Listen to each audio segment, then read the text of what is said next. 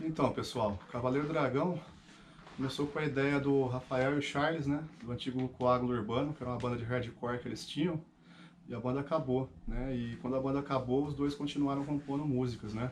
Como vocês devem perceber, quem conhece a banda, as composições têm uma grande influência medieval. Eu conheci tanto o Rafael quanto o Charles por um anúncio, né? Quando eles me mostraram o material da banda, né? Só tinham duas músicas, que era o Grande Guerreiro e o Dragão da Noite. E eu vi aquilo e fiquei maravilhado. Apaixonei pelas composições da banda e a partir dali eu vi que era aquilo que eu queria, era aquilo que eu queria fazer e comecei a ajudar nas composições, né? E conhecemos depois o Maurão também via anúncio e o Adriano, né? E ali se estabeleceu o Cavaleiro Dragão de verdade, né? Essa foi a primeira formação.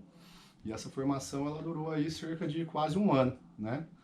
Foi quando o Adriano decidiu deixar a banda, por motivos dele. A gente conheceu o Neto. Eu acho que ele aderiu o Cavaleiro Dragão para ele como agente na época, né? E ele dali para frente se estabeleceu o Cavaleiro Dragão de verdade, né? A gente chegou a tocar 74 shows em um ano.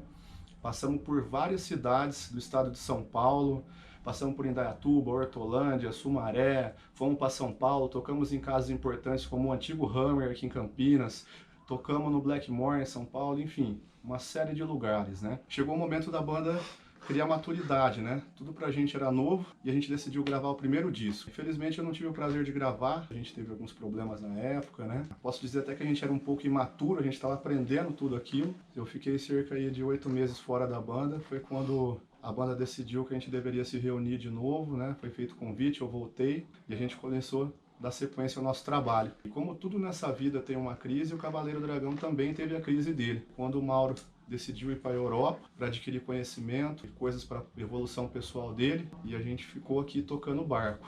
E nesse meio tempo foi quando o Neto decidiu deixar a banda também, não era aquilo que ele queria realmente mais, né? E dali para frente eu enxerguei que o grande problema do Cavaleiro Dragão era a bateria.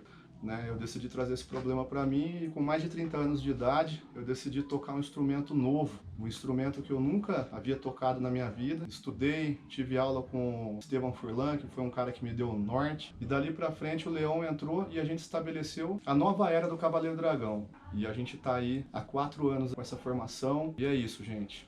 A nossa estrada é essa, sempre seguindo com muita coragem e muito metal em nossas veias. Valeu!